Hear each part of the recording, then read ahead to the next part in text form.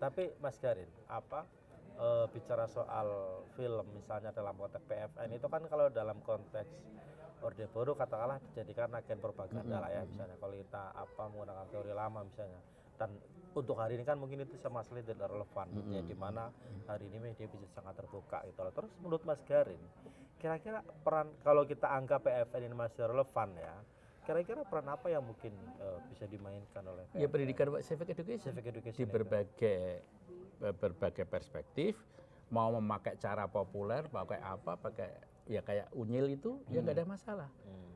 Kanun di Iran, sutradara terbaik Iran itu rata-rata bekerja di kanun, bekerja untuk menciptakan karya-karya pendidikan lewat film misalkan. Tapi pendidikan masyarakat yang kritis dan sehat itu peranannya.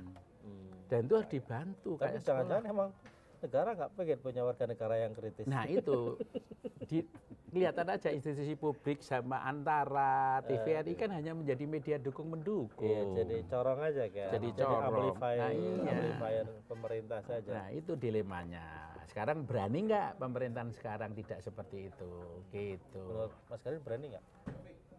Lah kok dia selalu ya tamu kok diserang lalu dipojokkan ini ya rapi tenang aku ini ya. Saya nanya. Tapi ini gejala loh terjadi di mana-mana. Percakapan di media sosial sekarang kasar semua ya. Oh gitu ya. Ada yang lempar menteri, ada yang lempar ini. Belum pernah misalnya vendor marah. Pengacara dengan pengacara aja nggak mutu betul pembicaraannya. Semua itu ruang publik menjadi ruang. Ini contoh ya. Nanti pemerintah bilang apain sih etika kan gitu. Lihat Anda, di ruang publik di dunia itu dijaga sebagai panduan nilai-nilai tentang yang baik dan benar. Kan kejahatan ada, semua ada, saya juga jahat ada, tapi tidak boleh di ruang publik. Maka mafia di sana, mau ganja ya susah banget di tengah hutan, kita malah di dalam penjara. Ya kan, semua dipamerkan di ruang publik, jadi tidak ada ruang panduan untuk hal yang baik dan buruk, ya kan, dengan alasan pemakluman, penormalan. Kan politik memang nggak mungkin bersih. Iya, tapi bandit yang ahli dong, jangan pameran dong. Bandit kita nggak jenius, politikus kita nggak jenius. Nggak canggih, nggak beretika ya. Iya, tidak masuk di ruang publik dan pameran. Kalau dia sarkas terus maklum, buzzer. Oh, pendengung. Mas Garin, bicara sebagai seorang seniman ya, sebagai seorang sinias kan dalam konteks Indonesia ini kan seringkali, saya kira tidak hanya Indonesia ya, hampir di semua negara dunia itu mengalami gitu loh. Kalau saya mengutip misalnya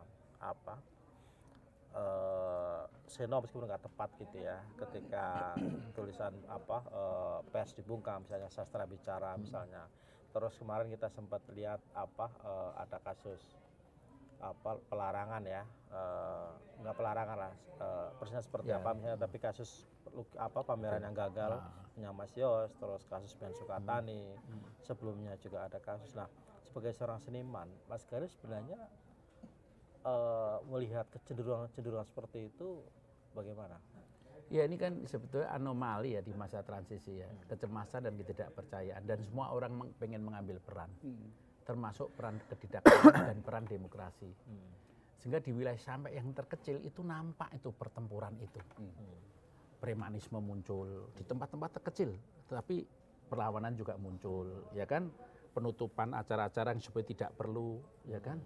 Muncul, ya kan? Tapi perlawanan juga muncul karena semua ingin berperan dan mengesahkan peranannya di masa transisi ini. Baik yang diktator maupun yang demokratis itu. Itu kan jadi suatu ruang yang tanpa panduan sebetulnya sekarang ini. Jadi anarkis gitu. Iya, jadi panduan yang ya kalau aku punya peran kayak gini ya gitu.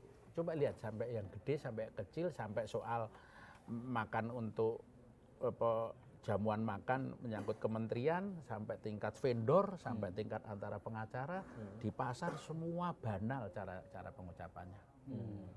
Semacam kemarahan yang selama ini ditutupi 10 tahun misalnya tidak dibayar, itu kan betul-betul kejam sekali ya, vendor nggak dibayar itu kan kejam sekali. Dan kemarahannya muncul gitu loh di dalam ruang-ruang publik itu. Ya ini juga harus berapa lama lagi terjadi bisa diredam seperti kalau ini? Menurut saya itu harus ini adalah suatu transisi peradaban betul. Meskipun meme begitu banyak lucunya karena apa yang disebut guyonan itu katarsis bangsa. Betul. Kan bahasa kita biasa menertawakan kepedihan. Ya betul. Makanya ini justru harus menjadi kesadaran. Dan ini kalau tidak, maka maka panduan berbangsa hilang karena hal yang buruk akan dinormalkan. Dan kita tidak tahu mana yang bisa diikuti dan tidak. Jadi kelihatannya sepele, tapi ini perang Baratayuda betul sebetulnya gitu. Antara banyak aspek. Karena ini kan era terbesar dari masuknya bisnis dan politik dan tidak ada teknokrat ya di dalam kementerian yang bisa mengatur ini semua dengan beban hutang yang sebetulnya memang tidak masuk akal sama sekali dengan korupsi yang tidak masuk akal sama sekali. Jadi ada suatu tekanan ekonomi besar sekali ya kan, tetapi juga suatu kondisi yang pemecahan masalah yang penuh pertanyaan. Dalam konteks kebudayaan apa yang mungkin terjadi serius sih kamu. Jika kondisinya terus menerus seperti ini, Mas Garin? Ya kebudayaannya menjadi satu kebudayaan yang sebenarnya kontraproduktif. Hal-hal yang buruk menjadi. Tapi memang ada yang mengatakan jangan-jangan yang dikatakan oleh Mohtar Lubis itu benar dalam bukunya Manusia Indonesia. Ya yang terlihat hari ini yang seperti itu. Nah ini orang Indonesia gitu, begitu ada masalah Amerika juga ngalamin itu, begitu. Ada masalah kemunafikan, cari pembenaran. Ini ngikutin pemerintah, ini mulai ngikutin pemerintah. Ini Mohtar Lubis juga harusnya kan tulisan itu untuk menyadarkan kita membalikkan keadaan. Kita kan gitu, begitu ada padi, angin tufan juga di mana-mana, krisis juga di mana-mana. Jadi suatu jawaban-jawaban pembenaran dan penormalan sesuatu yang tidak tanpa pemecahan masalah gitu loh.